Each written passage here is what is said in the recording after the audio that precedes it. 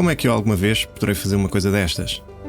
Foi o que eu pensei na primeira vez que ouvi falar da Clip Around the World. Estava num quarto de hotel, tinha ligado a televisão e na BBC estava a dar em direto a largada de St. Catherine's Docks, em Londres. Pensei, isto é espetacular, mas para mim impossível. Talvez porque via na televisão, parecia algo distante e inatingível. Isto apesar de já fazer vela há algum tempo.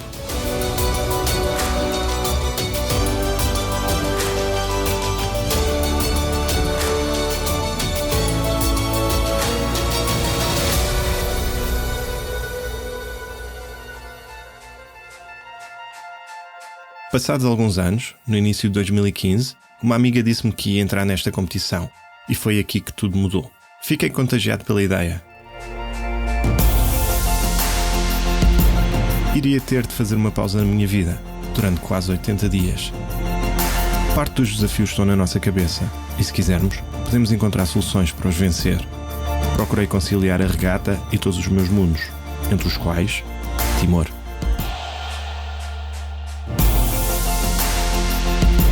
País para o qual trabalho e onde tenho grandes amigos e onde está grande parte do meu coração.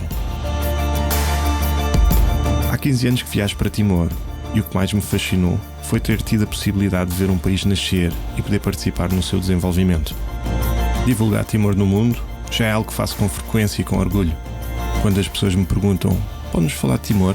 Dou por mim, sem grande esforço e de forma apaixonada, a falar do país. E neste caso, por que não levar a bandeira desta nação querida sempre comigo? Iria gerar interesse e curiosidade. É importante ajudar a construir a nação. Em Timor não há escolas de vela, mas este pode ser um pequeno passo para que se crie interesse neste desporto. Podemos ser exemplos inspiradores para miúdos. Hoje, uma criança que comece na vela pode vir a ser um atleta olímpico e ser um exemplo para outras gerações. Pode levar a identidade do país mais longe e continuar a influenciar positivamente novas gerações. Na Clipper, eu sabia que ia falar muito de Timor, porque a exposição mediática que nos dão é extraordinária. Apesar de ser um evento amador, onde não é necessária experiência prévia, a organização faz-nos sentir como atletas de alta competição, como rockstars. Todos vivemos esta prova de forma muito intensa. A Clipper consegue criar uma experiência fora do comum, tanto para quem participa, como para quem assiste.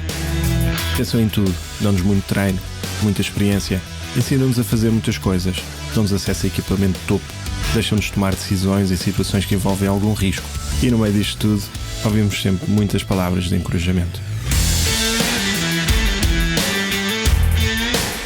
Regra geral, senti-me descontraído e otimista. No entanto, antes de embarcar, duas preocupações deixavam-me em estado de alerta. Quem vai para o mar, havia sem terra, sempre ouvi dizer. E em primeiro lugar, precisava de saber se tinha o meu kit bem preparado. Só podia levar 20 kg. E 20 kg não é muito para 30 dias no mar. Tinha de levar roupa técnica, alguns mantimentos extras, fatos de mar, botas, eu sei lá. Porque a partir do momento que entrasse no barco, já não haveria volta a dar. Em segundo lugar, tinha ouvido um ditado na Clipper que era: nesta prova de vela, a parte mais fácil é a vela. Isto por causa do relacionamento humano. Somos 23 a bordo durante 30 dias, confinados dentro de um barco de 70 pés. Há aqui potencial para algum conflito. Tem de haver diplomacia, compreensão e, sobretudo, muita sensibilidade. Há médicos na tripulação, advogados, engenheiros e um sem número de outras profissões. E a forma como cada um lida com certas situações varia consoante personalidades, idades, preparação e até algumas circunstâncias. Ao embarcar no dia 30 de agosto de 2015, as expectativas estavam elevadas.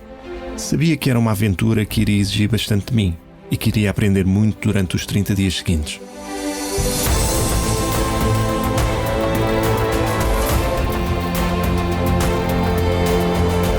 Mas depois de ter vivido o que vivi, a realidade naquele barco suplantou qualquer expectativa que pudesse ter tido.